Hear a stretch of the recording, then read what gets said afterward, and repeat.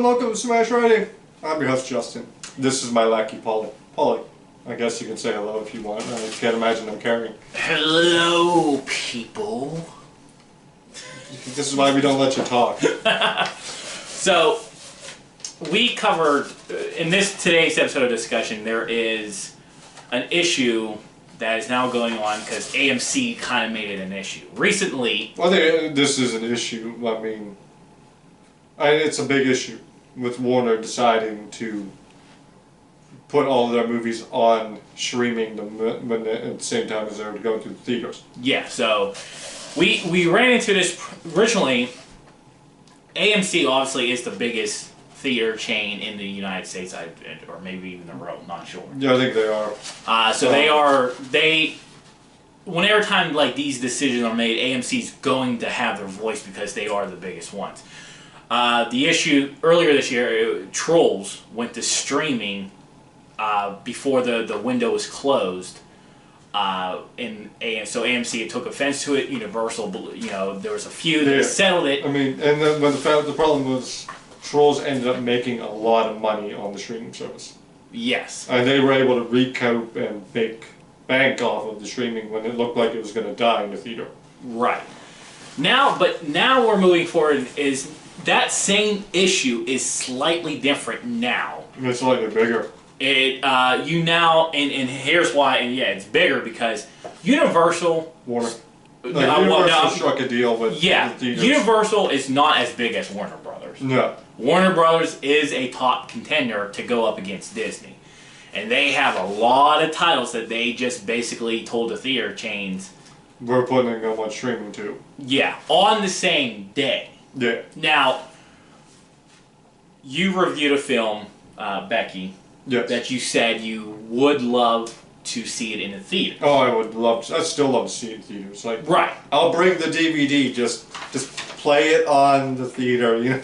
I know it's not how it's done, I don't think. But and it's... Later this month, Warner Brothers is going to run this little experiment. Well, that's not an experiment anymore. You keep saying that. It's not. An experiment would be making the decision after Wonder Woman. They've already made the decision. Yeah, but I still think it's going to give them time to maybe change their mind if Wonder Woman doesn't do... But it is. So, in the run, HBO has announced, Warner Brothers, which owns HBO, announced that all of their 2021 films, which includes 17 films, are going to both theater and their HBO Max streaming service. Now we know, like it says, Warner Brothers owns HBO, though HBO still has to pay service fees or licensing fees for these films, but 17. And they're not just small name movies. No, they are some of the bigger names in the business. The Suicide Squad, Godzilla vs. King Kong, the fourth Matrix, Done, which is predicting to be a stronger one. You said earlier Mortal Kombat. Mortal Kombat, yep. Here's the list of the 17 films. Some of them we know, we just announced. Other ones, not so much. Cry, Macho, Space Jam: A New Legacy, The Conjuring, The Devil Made Me Do It, Tom and Jerry. Lisa, we mentioned the bigger name ones. It's if they would have came out and said, "Look, this is the reason why we have so many 2020 movies coming in 2021 on top of the 2021 movies. There's no possible way that we can make money with the 2 years combined all coming out at the same time, weeks apart from one another.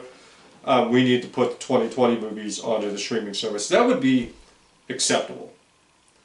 To have all of them come out onto a streaming service and then response be something along the lines of, well, not everyone's going to have the service and some people are still going to go to the theaters, is kind of blind.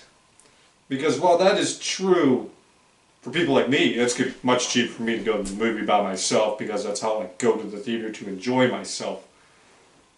That's not going to be the truth for like some parent of 2, 3 kids, a wife, who just wants to take their kids to go see Tom and Jerry and are going to have to pay an arm and a leg to go to the theater, or $15 for their streaming service, which is exactly what they know is going to happen. Because they can't, and theaters can't lower the price of tickets because that price pretty much is dictated by the studio. And they're the ones who are getting the money and everything. The theaters get that money through the food. So it's like, well, yeah, it's true, not everyone will get it. That's not going to be a viable option for many, especially in today's economy and where things are heading.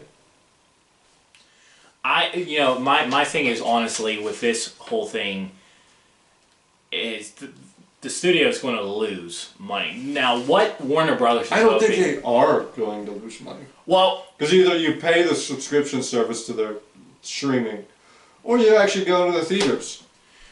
Yeah, I mean, that's true. Like, the best instance I guess you could say is like, well, if you get the $15 subscription, you can watch The Matrix 4 15 times in December and only pay $15. Like, that's fantastic, but I don't want to buy your streaming service. I think, like, the issue's really going to come is how much there. You go back to use Mulan as an example. Disney released it in theaters and on Disney Plus. However, they made people pay for it, which we know Wonder Woman because they're already advertising it. Oh yeah, they're advertising it to freaking death. You're not going to pay a bonus fee. Now, when Mulan came out, I was just being selfish because I'm like, I'm not big into the franchise. I have Disney Plus, but I'm not going to pay $9.99 additionally for it. The movie was both released in theaters as well, and it actually made about $70 million in the theater during its run, but the budget was $200 million. Disney can afford to take as many losses as they want. They just keep going. But Disney Plus subscribers, I believe they're like around 80 million. So you do, whether it's through Verizon, all these contracts, Verizon still has to give them at least $6.99. They gotta pay for that so you can have that. So you do 80 million times. What are you talking? I'm giving you some of the numbers of how these movies are gonna operate. They're not going to look at their monthly income from the movie right off the bat. Disney can afford to do that because they have 80 million. HBO Max is not as popular as Disney Plus. But it will be. Because again, do you want to take your 3 kids to the movie theater or do you just want to sit them down on the couch? It depends on what part of the year. Now, for example, Wonder Woman's coming out in a few weeks. Well, it's not even just that. It's, again, most of the country's in lockdown. Well, as you're saying, like, the later films. Yeah, but you're talking like June probably. Yeah. So it's going to be a tale of two stories because the first half, we already are working on plans. I have HBO Max. We're going to come over, review the film here. But, like, say, for example, like King Kong versus Godzilla, as you mentioned with Becky, that might be a film that I hope and pray that this lockdown's lifted and everything like that, because I want to see it in the big screen. Don't get me wrong, I like my size TV, but I don't want to see it at home. Yeah, but again, that option is there. And for me or you, that option is the better one. But they know that that's majority of the time, that's not going to be the case. Especially if you live in a bigger city where the ticket prices are a lot more than they are here. Oh yeah, absolutely. I think Wonder Woman... I think the lockdown is faltering the numbers. I think once, usually, let's say June, for example, like a movie comes out in June, who's going to get the better of the deal? In the sense of, we know the theaters are going to offer the movie. We do like going to the movie theaters, but there are some nights where we like to stay in. It's such a confusing thing because you don't know how this is really going to play out. A lot of these films that we just mentioned are... Well, no, because again... That family of 3 is forever, as opposed to the lockdown that'll end in sometime next year, hopefully. It's an ugly situation, but it's like, I understand why they did it, but if their reasoning behind it is flawed. Yeah. And the fact that you're telling the like, well, yeah, that one person who's going to spend $8 on a ticket is not going to keep them afloat. Right. I want to really see, hopefully everything gets lifted faster than we hope, to really see how this situation plays out. I know the biggest thing people have a problem with HBO Max is simply the price. Of all the streaming services as of right now, because there's a rumor that Netflix is raising their prices. Yeah. That's a rumor right now. Netflix, that's probably not a rumor. Most likely, yeah. But as of right now, HBO Max is $15 a month. That is the highest one of every single streaming service. Well, Netflix is 16 or 17. Right. But compared those two, but Netflix is more well established. They have contracts to get different studios. This is Warner Brothers. And let's not forget there are now a couple of new streaming services out there as well that are still keeping their prices around $5-6 a month. So HBO and Netflix are high up there, and that's where HBO Max has been falling flat now. With all these movies coming out, I've been subscribed to it. We are going to watch Mortal Kombat because Look how that's the selling point. We're going to watch Mortal Kombat. Watch it. They've already kind of ruined Wonder Woman for me. Calm down, Warner, on these ads. I got the one day I'm trying to watch YouTube and there were 8 ads for Wonder Woman. If this is going to be the new norm, then I'm not even going to care about the Warner movies. Because for God's sakes, you're feeding them down. Now, when life goes back to normal, and I call this an experiment because they said only for 2021. 2022 may be different. I don't think it will be. I think we're seeing the new norm. I think when the lockdowns are lifted and life goes where the theater can have a full screen. But for example, how many times do we go to a sold out movie, and depending on what that movie is, I'd much rather watch it for half the price. But then some movies I want to pay for the IMAX screen and stuff like that. I don't know why you pay for the IMAX screen. I also don't know why people sit in the middle row. Is that a shot at me? Yeah, it's a shot at you. I don't know why people sit in the first row and have to look up. You want to know why? Because the recliners recline back so you're not looking up. And I don't have anyone in front of me on their cell phone. Anyway, I think that... but I think the losers in this situation eventually are going to be the movie chains, because once life gets back to normal, you're going to use the family with 3 kids as an example. They're going to stay home. That is $40. That's $40 right there. That's probably more than 40. Yeah, depending on the age of the kid, let's just say in our area is what, an average price is $10?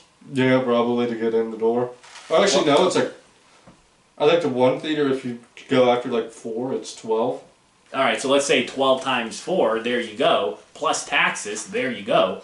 Where... Plus the popcorn and drinks. You're talking about $100+ not easily. And some people don't have that where, hey, I'd much rather pay $15 a month. And it almost shifts the legs. Like I said, the theater can't dictate the price of the ticket because all that is from the studio and they get the money from the ticket. The theater chains get their money through the concession stand, which is why everything is so expensive. But in this case, the theater chain looked like the bad guys here because everything is so much more expensive. When it's really the studio still who's... They're basic... and this is for the Star Wars fans, it's like Darth Sidious in the sequel, the prequel trilogy. He's both the good guy on the front line, but he's actually pulling the strings behind to make him the most powerful bad guy in Star Wars history. That's what these studios are doing. Yeah. Disney, because it's Disney's doing it. Warner can sit back and go, do you want to spend all that money or just the 15 and you bring your own popcorn to your own couch? And, if they consistently do this, which they said they might, it might not pay out in the short term, but it's going to pay out in the long term, because it's okay, they're staying engaged for, let's say you only watch 2 movies a year, but you pay for HBO Max the entire year. Yeah. They're making that money, where the theaters are going to lose that. So if this is the new normal, where all films that are owned by companies that have streaming services will go, we'll do it in theaters and we'll do it in there. I'm going to have to probably take it movie by movie. If it's a good action film, I might want to go see it in theaters. No, I don't think there's anything that's going to get me to sign up for Max. Well, I mean, like coming over here. Yeah. Like which option? Like would you No, want to? I'd rather go to the theater. Any movie, I'd rather go to the theater. I'd get my mozzarella sticks. We literally just went to Sam's Club and bought you like 100 fucking mozzarella sticks for you to enjoy during the movies. No, we didn't. But cheap asses. Don't think about Justin. But for me, for my thing, Like I said though, like I get from the perspective of the family can't afford $100, and the fact you got these movies that come out like 2 weeks apart, a month apart. It's like rough. you can't keep shilling money out to the theater. But then again, the theater is normally made to look like the bad guy here. My decision comes down to it. Honestly, it's probably going to be movie based on movie in scheduling. You know, if there's a way for me to review 2 big movies, one of them being on streaming where I can basically save my pockets, I'm probably going to do it that way. Probably how we're going to do it in 2021, even for the long run. But Oh, whatever. You're covering the Justice League movie. I'm not doing that. oh no, supposedly that's supposed to be a 4-part episode. Yeah. They've broken into episodes now because it's so damn long. We'll see how that goes too. That didn't make my acknowledgments on the Movies to not watch in 2021. Yeah. That'd be number 1. But until next time. Bye-bye.